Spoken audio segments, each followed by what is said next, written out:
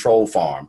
We see the exact same thing. We saw in 2016 how there was direct messaging, digital voter suppression targeted to Black men when it came to Hillary Clinton and this whole deal of super predators. And so are we seeing the same thing in 2020? Are we seeing direct messaging targeting Black men to suppress their votes?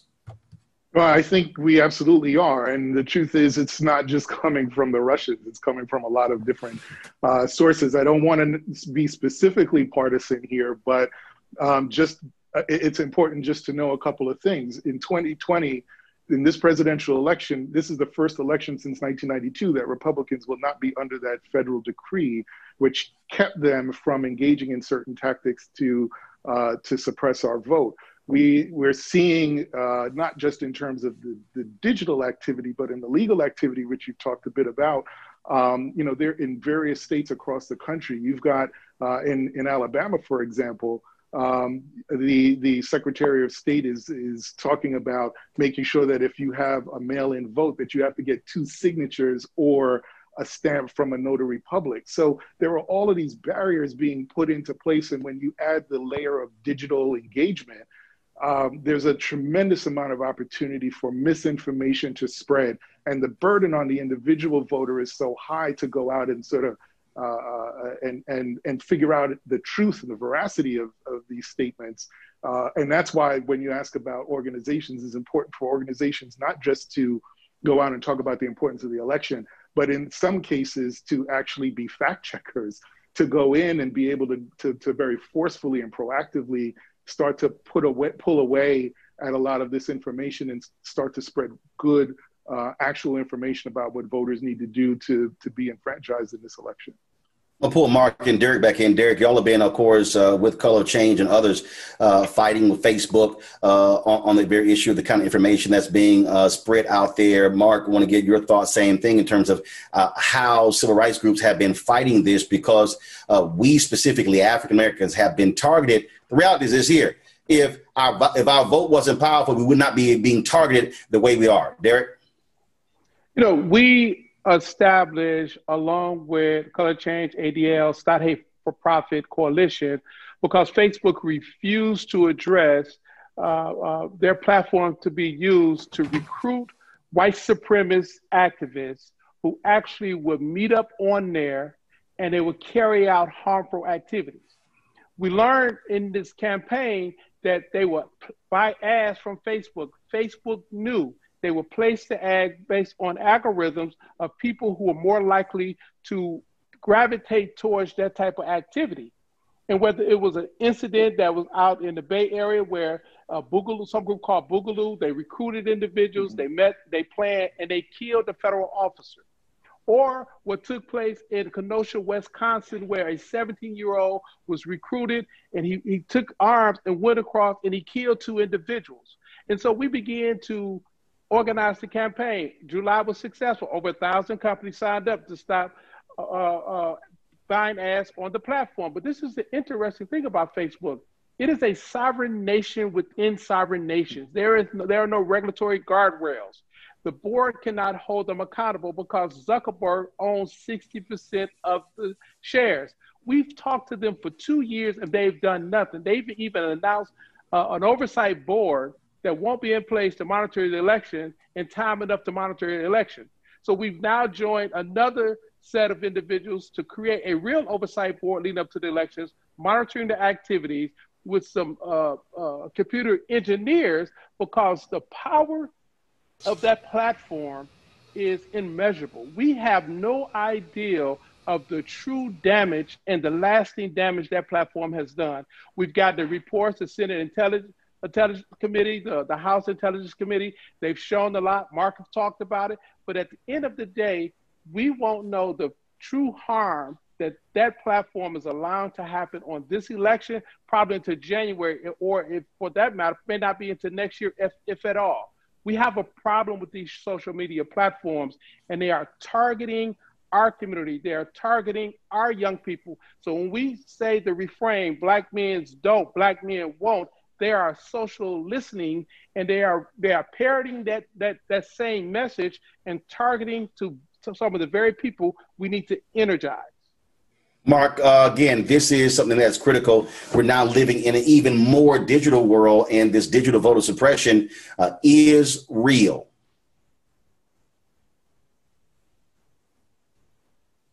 Marc, you on mute.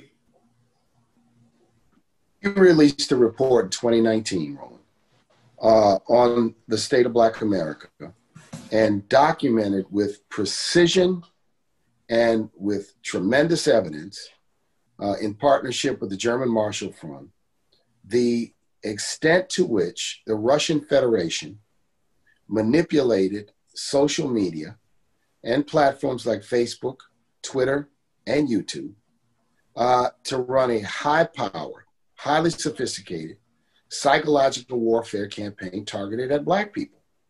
I'll give you an example of some of the things they did because I think people need to be aware. They put together a banner ad, and the banner ad was African Americans for Hillary Clinton. That banner ad said, "Are you tired of the lines?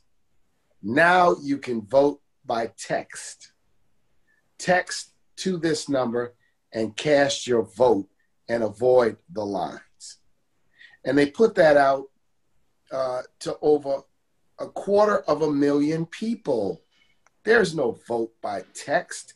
The point is that the inventiveness and the ingenious nature of voter suppression today is not only voter ID, not only moving the polling place, not only purging voters, it's this psychological warfare campaign.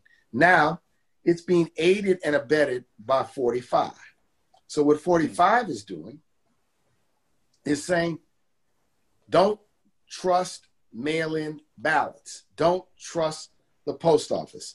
The impact, the intent of it is to get people, like people in our community, fearful of voting by mail and also fearful of going to the poll because of COVID, and therefore suppress the vote.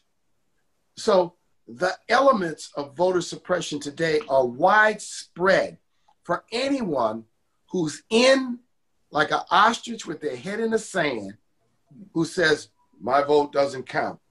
Why would there be an effort from as far away as Moscow all the way to Washington, to the highest councils in this country, to suppress African-American voters if your vote did not count? When we can't just say I'm woke. We got to be woke. We have to understand what people are doing. We have to understand the enemy, the adversary, those that want to suppress our influence, suppress our vote. And we've got to fight back, not give up, not give in. We have to fight back with every single thing we have. With this new Supreme Court appointment, affirmative action is on the line. Whether the Affordable Care Act will withstand another judicial challenge is on the line. Things that impact your pocketbook and your life are on the line. This ain't about trying to suggest that if this is a vote for me and I'll set you free. This is not vote for somebody and they're going to wipe all problems away. This is about leverage and looking at choices and saying who's best aligned, not who's perfectly aligned, not who excites me, not who has the most charisma. It's about who's best aligned with my interests and my values and our community's needs right now. When Barack Obama left office, the Black unemployment rate was at 5%. Now, hold on. Actually, you say when Obama left office. Hold on, Marc. Hold on, Marc. Marc, you said when Obama left office. When Obama left office, the black unemployment rate was 7.5. It was 7.5.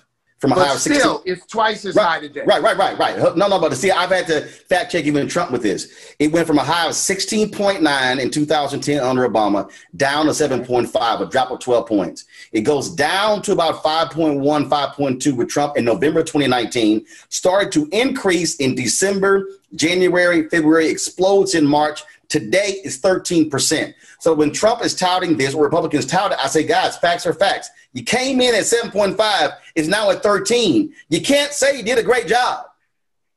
You cannot say you did a great job. And number two, Roland, you cannot say that you did anything specifically enumerated to bring the unemployment rate down, not only in Black America, but on an overall basis. So as I look at this right now, we have to focus.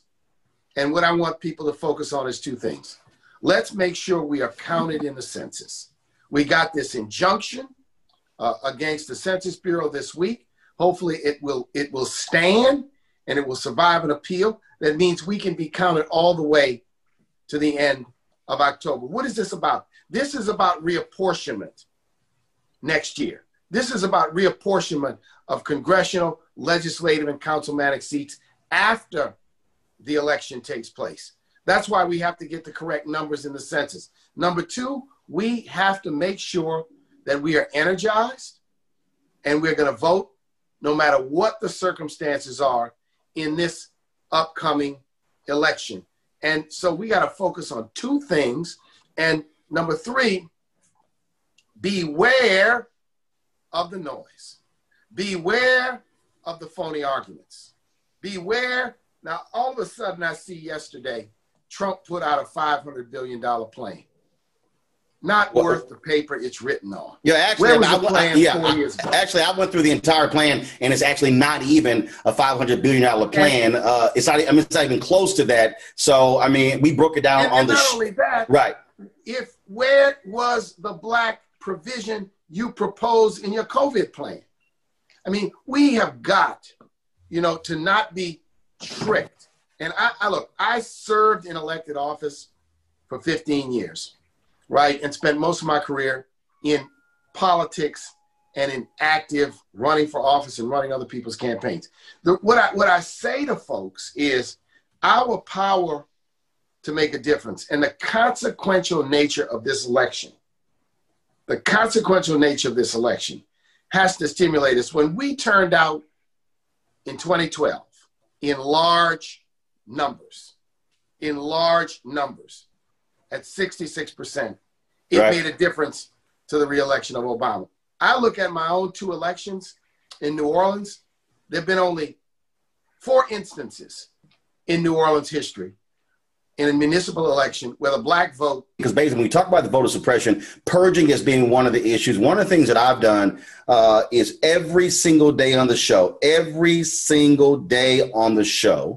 I tell people, check your registration. I've had 4 people, one in different parts of the country, say, released a report saying there are 200,000 people in Georgia had been inappropriately taken off of those rolls back in 2016, even here in New York. So it's not just about red states and southern states. It happens all over the country.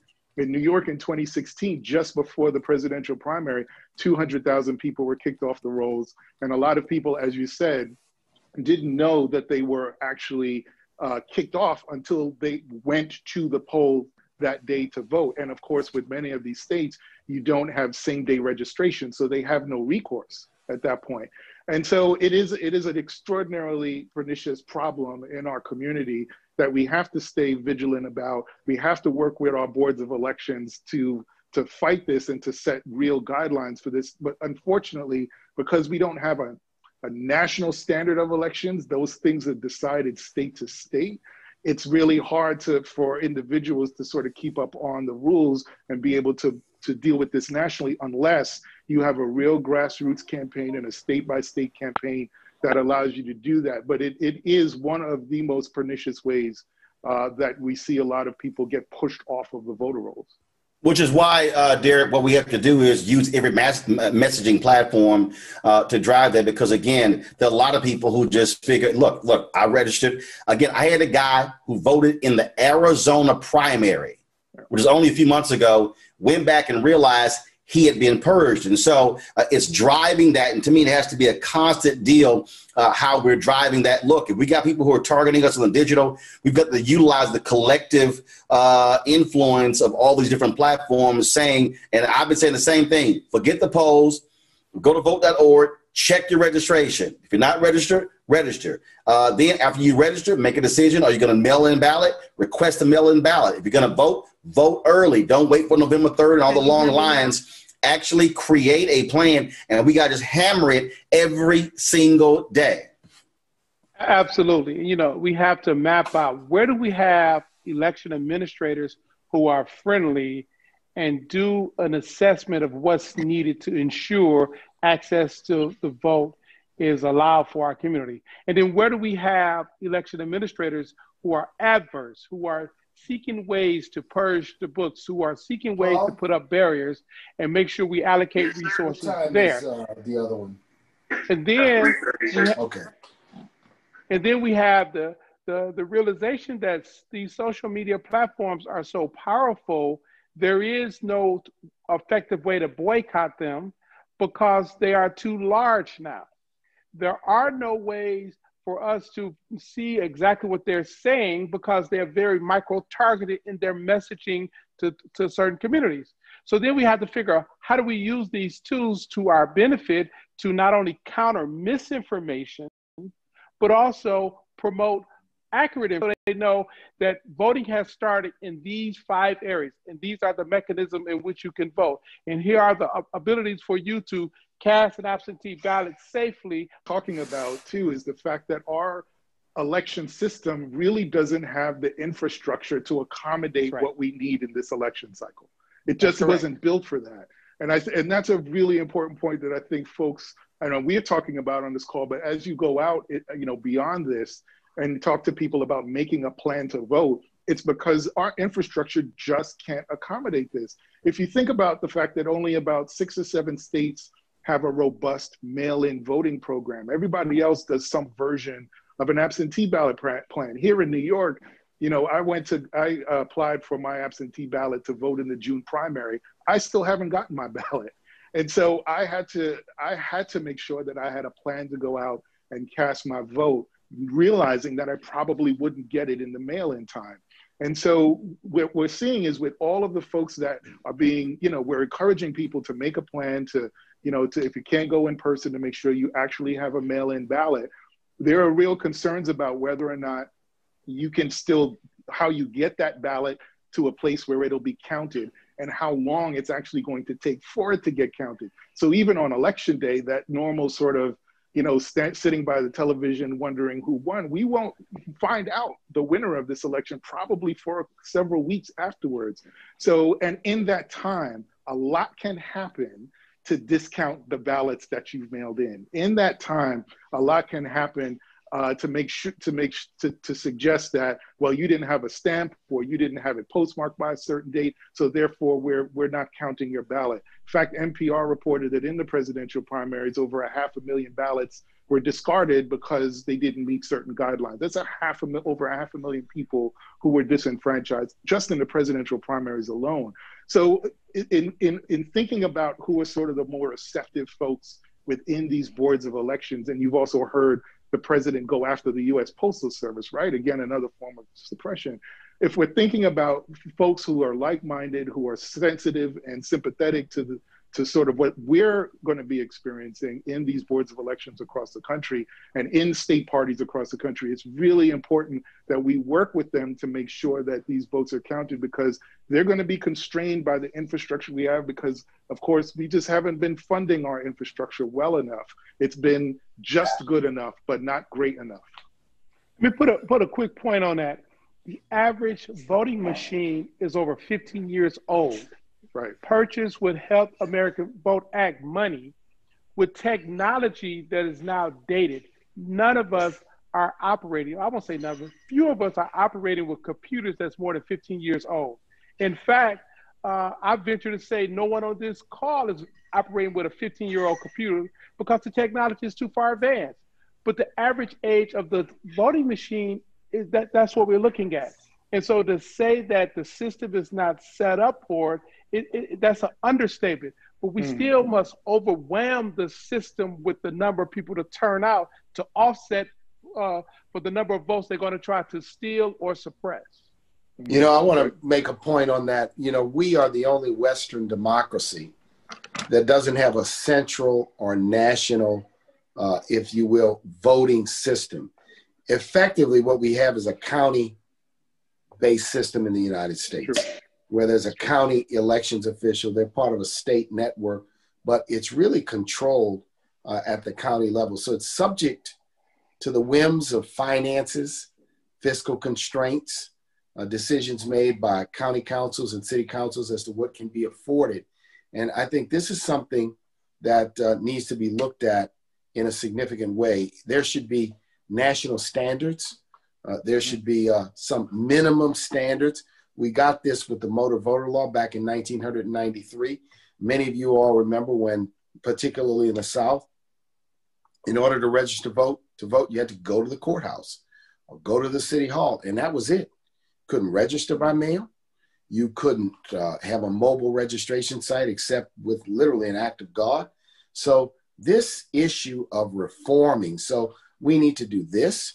We need to pass a new Voting Rights Advancement Act. We need to work on the elimination of the Electoral College. We need to give DC congressional representation through statehood. There are a number of things related to what I call the power dynamic that need to be undertaken in early 2021. These things should not be backburnered. They should not be subject to long, difficult, arduous hearings. There should be strong legislation. There's consensus amongst the American people on everything I just shared. One of the issues, obviously, health is a part of the agenda in this election. We simply cannot ignore that reality. I want to bring in Dr. Ron Coleman into this conversation because we see the Supreme Court is going to be taking up the Affordable Care Act in November. One of the reasons why Republicans want to rush this nominee onto the court, they believe they have the votes to strike down the Affordable Care Act. That is significant because it impacts Black health as well. Correct, sir. And I was charged with Black health for Black men, and that's such a broad topic. Initially, when researching this call, I was like, okay, well, I get 15 minutes. I have to fill up 15 minutes. After reaching out to some of my colleagues and thinking about the depth of this call, I'm like, oh my God, I only have 15 minutes because this is such a tremendous topic. Now, the health in and of itself as it relates to voting, I think that if you protect yourself, if you cannot secure the absentee ballot and you protect yourselves appropriately, that should not be a deterrent. Now, what will come into play, though, especially as men and men folk as we're known, the other responsibilities will squeeze, I think, the voting apparatus, our voting abilities, because we have these other responsibilities of work, of family, of taking care of ourselves. And whereas if I had the entire day, I can socially distance and protect myself from COVID, to be specific. We may not have that unless we make sure that we commit and devote the time necessary for that. But when we talk about this again, when we talk about the issues of prostate cancer, we talk about, I mean, look, we just lost Chadwick Boseman to colon cancer at the age of 43. When we talk about health overall, we have to understand public policy and politicians are tied directly to health outcomes because that impacts research, that impacts dollars, that impacts all of those things. That's 100% correct. Now, this is a little bit beyond what I was planning on talking about, but it's an excellent point. Well, here's the deal. You understand, I'm always changed. So whatever they told you before, ignore that. Just focus on what we're talking about right now. Go ahead. Exactly. All the research out the hell. All right, hold on. All right. So if you think about what you're talking about, it's an absolutely excellent point because when I was in medical school, we talked about, okay, well, these medicines are what we use. We use hypertension for one because that affects us disproportionately. We'll use hypertension because it's Prostate Cancer Awareness Month. I'm an advocate against colon cancer, but the thing that's most likely to take you off of this earth is your heart and your cardiovascular system. the medicines that we learned about in medical school don't necessarily work on black people the same way they work on white people. And it's multifaceted. But if you look at the research, even the normals when it comes to blood pressure, sodium, potassium, all of those issues are based on healthy white men. All the studies were done based on healthy white men. Now, that is multifactorial as well, because we were not recruited to participate in the studies unless it was something deleterious, unless we wanted to see if there was a bad effect of a medicine or syphilis, for example. We were recruited for those type of studies, but the studies to help people were not necessarily intended to involve black people. Well, fast forward 200 years, now they want to involve us, and our systemic distrust of the system will not allow us to participate in studies at the level representative of us that we are in society. So that type of issue certainly has a lot to do with why this blood pressure medicine may not work as well on me, and why when I go to my Caucasian physician, he may not understand that because he was not educated that there was a real and genetic difference. Now, these things are changing. I graduated medical school in '92. I went to Meharry. We were taught, this is what the book says, this is the answer to the test, this is what you do with your black patients. The thing, again, I think when we talk about where we are now with elections, we talk about even on the federal, state, and the local level as well. You have to tie health into this because the reality is, you look at what has happened in the city level and the county level, massive cuts in mental illness. When people talk about defund the police, health is a part of that. In San Francisco, when they after the murder of George Floyd, they actually changed it where they sent out mental health professionals to calls before they sent the police out, because a lot of these cases that we've seen, such as the case in Rochester, New York, where a black man with a mental disorder was suffocated to death. Again, that was a mental that's a mental issue. And so when you talk about health, we also have to include mental health in this discussion. Now, I don't know if you saw the paperwork that I just threw over my shoulder, but that's one of the main points that I had on there. 1 in 5 African Americans suffers from some type of mental health, all right? 1 in 5. Of all, and mental health as a society, we don't respect it as we should. This is white, black, everybody. Of the people that do respect it, only 6% of African Americans take advantage of, let me scratch that, not even 6% as a whole. The people who take advantage of mental services, which is they're underutilized, they're underavailable to our society, our community, but they're underutilized. Only 6% of those people who take advantage of it are African American, where 1 in 5 African Americans have some degree of mental illness. So especially in these stressful times, the stress of COVID, the financial stresses that came with it, the stress that 45 puts on you on a daily basis, if you pay any attention to what he says, that can unearth things that we kind of had in check. And if we don't avail ourselves, I'm a specialist in gastroenterology. You cannot fix your own gut. You need somebody like me. Most people think they can fix their own brains. Most of us need to understand our limitations and capabilities when it comes to healthcare, because we cannot handle everything just because we're a big black man. It doesn't work like that. Going to go to questions now. We got time for questions. And so, Harry, tell us, how is this going to be handled? Questions from folks. How is it being handled?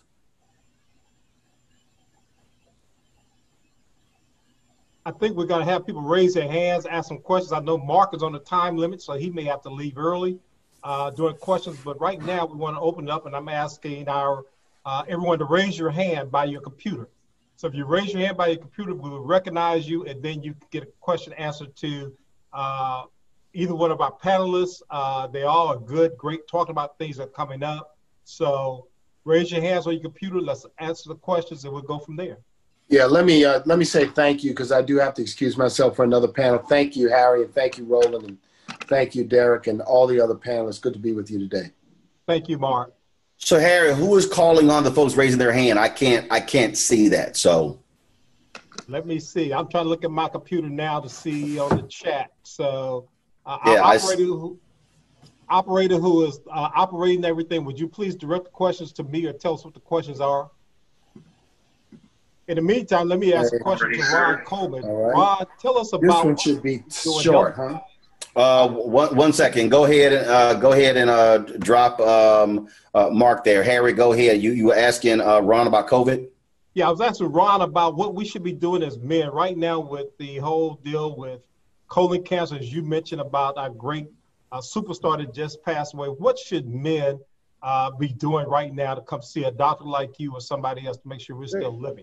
Thank you so much for that question. It's an appropriate question. What I would say is the main thing is get somebody like me in your life. For African Americans, 45 is the age you should be screened for colon cancer. If you have colon cancer in your family or colon polyps in your family, it should even be earlier. 50 is what the majority will tell you. That is incorrect for African American. It's 45 years old. If you are 45 and you have a colon, those are the only two requirements to have a colonoscopy, and colon cancer is preventable. We spoke briefly about prostate cancer. We want to find prostate cancer early. There are women on the call. We do mammograms to find breast cancer early. Colon cancer is one of the only cancers you can actually prevent. I can keep you from ever getting it, which is a whole lot better than trying to fix it after you already have it. Wonderful. I'm still waiting on the questions to come in, Roland. Let's ask Basil another question. What do we need to do to help stop the voter suppression going on in these states? Give us 1 or 2 points that can happen right now that we as a group of men ought to be doing in our neighborhoods and our cities. You're muted. Okay. Well, you just muted again. Yourself, brother. All right. How's that? Great. Beautiful. So, a couple of things that are that I know that are being discussed.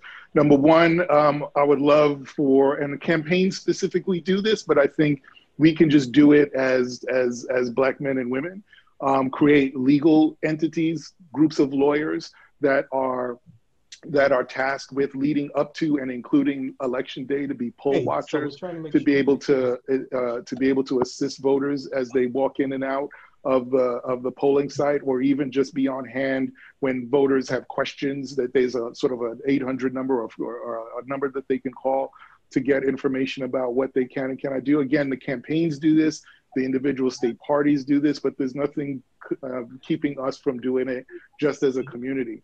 And then just, even if you're not a lawyer, volunteer to be a poll watcher, to be in the actual polling site, watching people go and vote, which is also interesting because that does touch the voter intimidation, because folks from the other side can do the same thing. So we have to be mindful that even though they're watching, to make sure that you're able to cast your vote in a safe and honest. Yes, please go ahead, Walter. Yeah, my question was 2 questions. I wish that I was able to ask it to Marc, but the first question I had was this stuff about what's happening with Black men and how they're trying to suppress our vote. Basically, I've seen too many Black men that I've seen around the country who they don't vote, period. Okay, so this effort of fooling us as far as voting by a certain way, are we actually falling for all that? And do you have evidence of that? Second thing is I'm also concerned about this issue about the Electoral College, okay, where the Electoral College is there for a reason and has been there for a reason, as far as giving every state an equal voice in an election, okay? So that I'm living in Connecticut, for example, so that if I'm living in Connecticut, I have a reasonably equal voice than, say, New York or California. Okay? No, that's not true. No, that's not true. That's not true. So let me deal with the first one.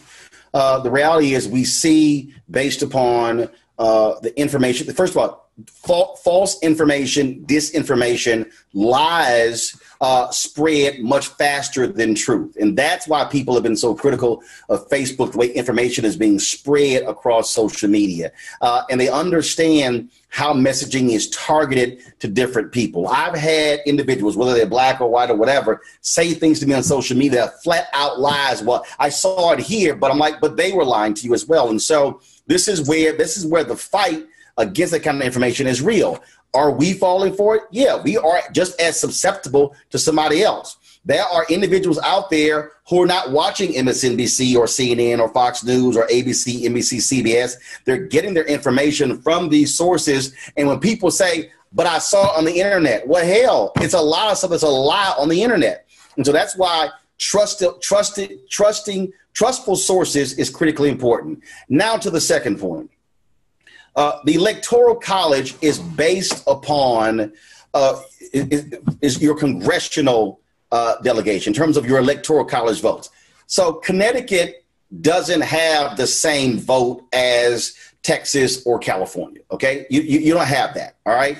The way the system is set up is in nearly every state, whoever wins the popular vote in that state gets that state's Electoral College votes. Now, the Supreme Court, you have these people, conscientious objectors or electors. Could they vote for whoever they wanted to vote for? Consider that breaking up the Electoral College vote based upon the congressional district as opposed to winner take all. And so the reason people say it's unfair in terms of Electoral College vote is because you have smaller states say, oh, they will be ignored. They won't campaign to us. They only go to the big cities. Well, the reason that's nonsensical because here's the deal. Ain't nobody campaigning in Wyoming right now. Nobody's campaigning in Idaho. No one is going to North Dakota and South Dakota to actually campaign. So the votes do matter. Okay, but if I could just piggyback on that. Roland, you didn't answer my question. Okay, my question is, why are we concerned about the Electoral College and the Electoral when all they're doing in the Electoral College is nobody's campaigning in Wyoming because there's only about 3 electoral votes. I don't know how many people are doing it in Connecticut because Connecticut only has 8. Okay. Yes, but let's be clear. California, but let's be clear. Connecticut's no. Let's be clear. Your Connecticut Electoral College do vote because. Let's just go back. Let's do simple math. Go back to 2000. Had Al Gore won his home state, Al Gore would have been president. Your 8, let me tell you something. If you have if Joe Biden is sitting on 263 Electoral College votes and he wins Connecticut, he's president because that's 271. Because you need 270. So this notion that my 8 doesn't matter because California has more. No, your 8 is based upon your congressional delegation. Your 8 do matter. Your 8 matters because your 8 gets a candidate to 270. Okay, they all matter. Again, Roland, again, you're not answering my question. Yes, I'm aware of that. What I'm saying is that if my state matters, but we only have 8 based on our population. Okay, if most of Hillary Clinton's Electoral College votes came from the big states like New York and California. Okay, now. So what's your question? Okay, so what's your question? My question is, why are we opposing or yelling about an Electoral College? Because all the Electoral College does is it gives you Electoral College votes in proportion to your population in your state. And the reason people are opposing the Electoral College is because of what happened in 2016, where the candidate that got 3 million more votes did not win the presidency. Yes, I'm aware of that. And so that's you ask why. Roland, that's why. Roland. The reason why that happened is because of the Electoral College. The Electoral College gives those smaller states an equal amount of voice in the election as a big state. If all you can do is depend on the big states with the large populations, then the only reason to vote is if you're living in a big state. If you're living in a small state, you don't have to. I mean, you're wrong. Can I interject because I was a member of the Electoral College. Can I interject that real quick? Let us hear from Basil right quick. Yeah. So in 2016, I actually was a member of the Electoral College. So and I thought it was an incredible honor, but I agree that we should actually get rid of it.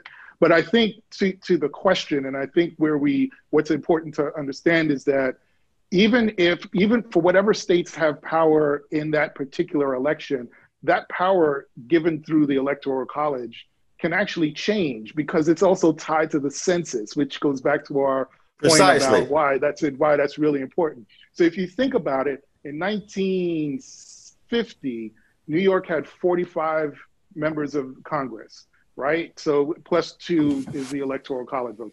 Consider now that New York has 27. We lost 2 members of Congress between 2010 and now. With this census, we're poised to lose 2 more. So where are those voters going? That population going? A lot of the folks that are leaving New York are going to Florida, and a lot are going to Texas. So what that means is that New York is losing power, not just in Congress, but in their electoral votes. And we're giving it to Florida, which makes Florida that much more important as we continue, as we go beyond 2020. You see, so I agree that we should abolish it. But what's I think important to note is that as long as we have it, and as long as the Electoral College is tied to the census, it does change a lot of the power dynamics from state to state as folks are running for national office. I think somebody had their hand raised to ask a question.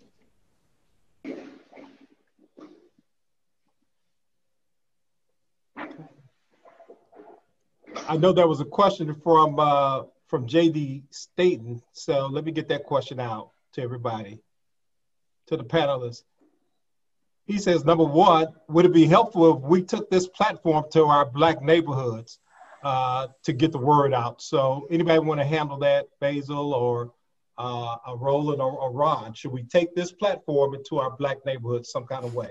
Well, part of the problem that we're facing right now is that we're living in a COVID world. And so typically what has happened around these elections, Democrats have been on the Biden campaign because of COVID. They've been reaching people via text messaging, via calls as well. And so this year is just completely different because it is completely upended how we have normally been able to reach people in the election. And so that's sort of where we stand right now. And then the question will be, is that a smart strategy? I know some community groups who have chosen on their own to do door knocking, but practicing social distancing, wearing masks and eye covering as well. But right now, the majority of how we're reaching people has to be on the digital level. What we're doing, okay, because I need people to understand this is not just we're not just having a conversation amongst ourselves with the 200 people in this Zoom. We're actually live streaming this stuff on my social media platforms as well. I reach 3.2 million folks. So we're live streaming this on Facebook, on YouTube, on Periscope, and placing it on Instagram as well to be able to reach folks. Great. Estelle had a question. Estelle, are you on? Can we unmute Estelle?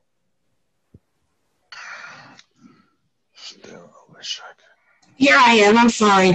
I have a question and through on your absentee balloting and following all the different steps. And so part of the issue is that if you look at mass media, on election day, and they have it during early voting, but that's based upon your state. And so what you're describing is one particular state. South Carolina, for instance, doesn't have early voting. Texas, the governor extended early voting. It was supposed to start on October 19th, is now starting on October 13th. Republican governor, his own Republican Party is suing him, saying it shouldn't have been extended. You have the court ruling in South Carolina, where you have to have a witness sign when you have an absentee balloting. So part of the issue is you have to literally go through state by state by state to explain all of the different rules and procedures tied to absentee balloting. Do I even need an excuse to vote by absentee ballot? Some states, you can request your absentee ballot online. Other states, you got to request it by mail. And so what I constantly do on my show is say, I need you to check the rules in your state because it varies. Yeah, I said one other thing. There are a lot, and I'm sure you already know this, there are a lot of resources out there where you can give out one number and they have the information for all states. Right, that's right. 2 websites, vote.org, iwillvote.com. That's where we've been driving people there to understand. First, check your status. Are you registered? You can go to vote.org, type it right in, and it'll tell you, yes, you're registered. If you're not registered, you can go ahead and register. If you want to actually request a mail ballot, you can do it right there. It'll take you, once you put in your name, address, and state, it'll take you to your state website in terms of how to go through that whole deal. And so I hit this every day on my show for people to understand. If you're in a particular state, I would suggest you share whatever site in your state that has that information. That way it's just your state and it's not all the other states as well. Thank you, Estelle, for those questions. I think we're running short on time. Let's do this, Roland, if we can. It's 3:50, so we got 10 minutes left, right? How about 10 minutes, I think. Question to ask Basil, and if he has anything else he wants to add in terms of how do we make sure that we get out and get our folks voted? How do we do that? Well, if you don't mind, one of the things that I want to do is just raise an issue that I do whenever I talk about campaigns and voting. It's sort of an issue that's near and dear to my heart, which is that I think one of the most effective ways to suppress our vote and is to diminish its importance in K-12 education. Right now, there are over 14,000 school districts in the country, which, to say that loosely, it's over 14,000 ways to educate young people. So there are so many different ways in curriculum, teachers and curriculum, so many different ways that we engage our kids.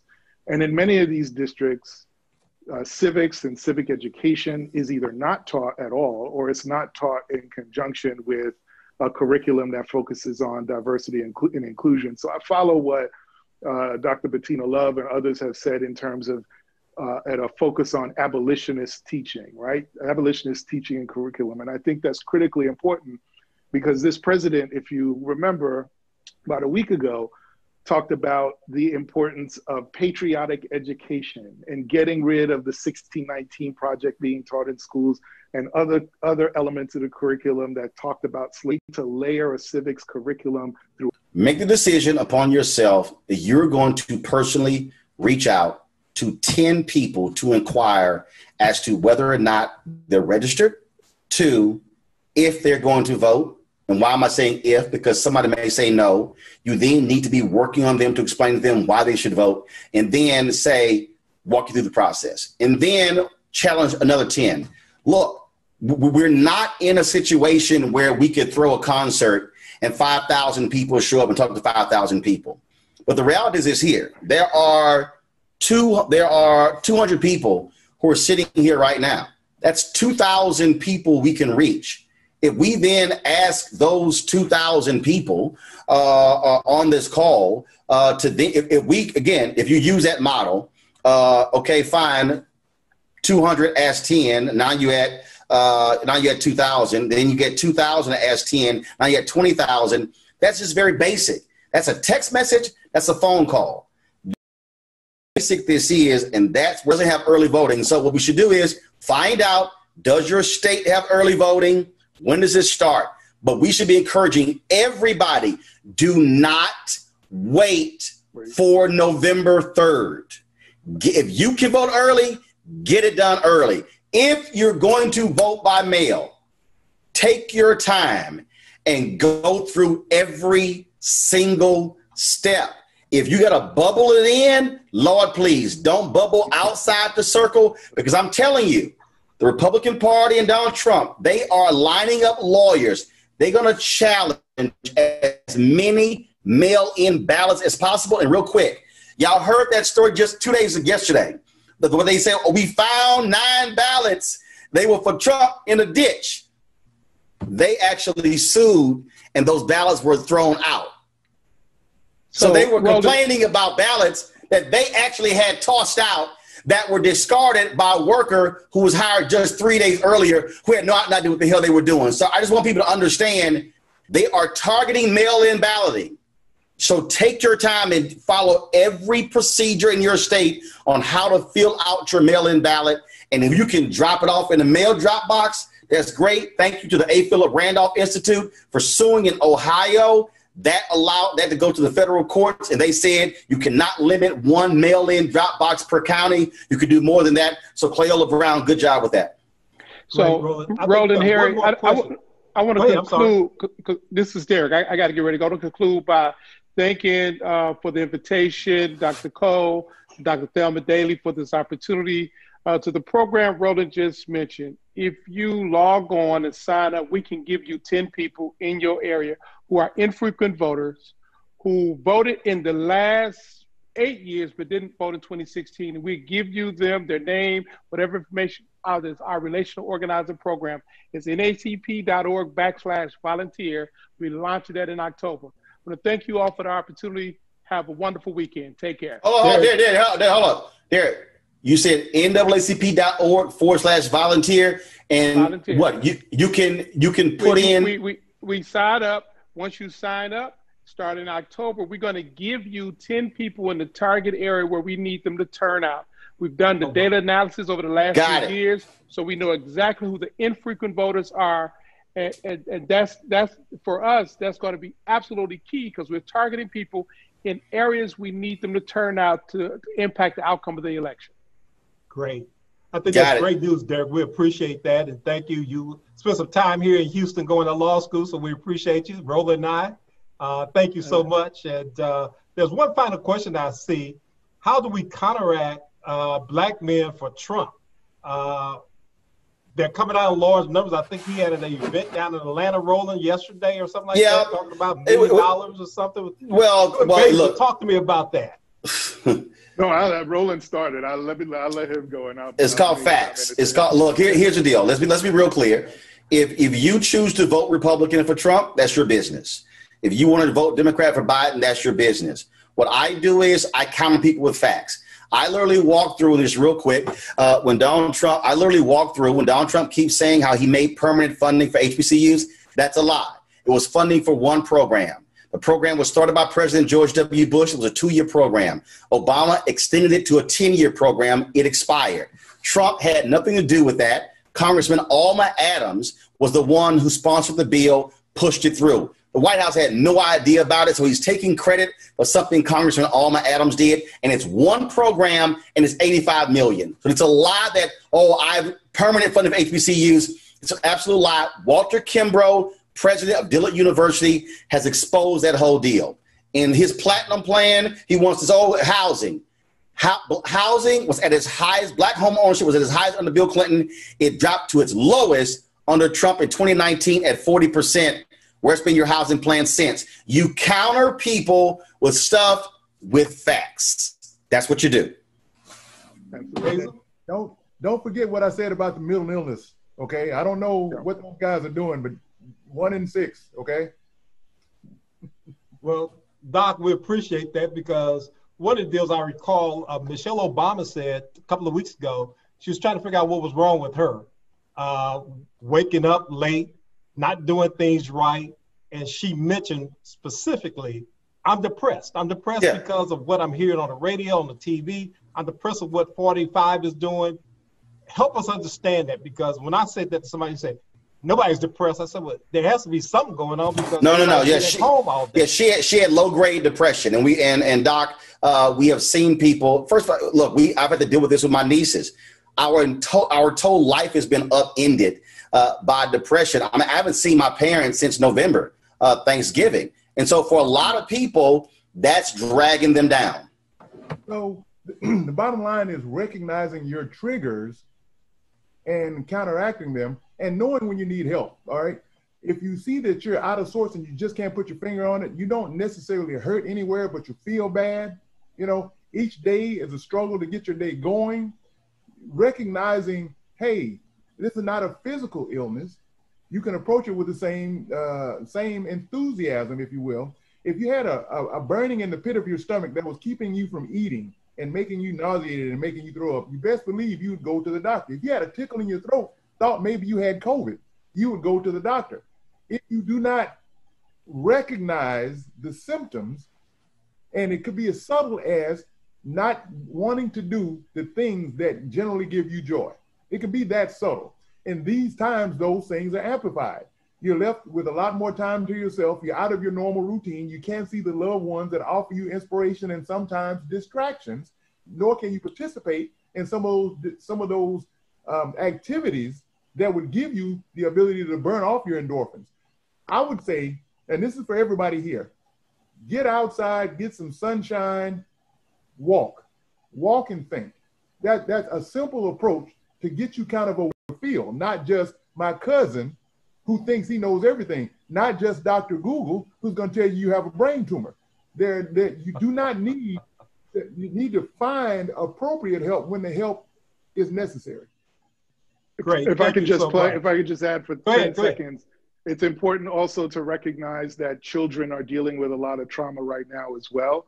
They may not be able to articulate it to anyone, but if we are aware of seeing the signs, realizing that their inability to go to schools, if their parents are not able to send them to schools, or the schools are not fully open, that might overcome issues of food insecurity that they may be dealing with. It may help them being with other students to. The most likely cause of death of a Black male youth is Black male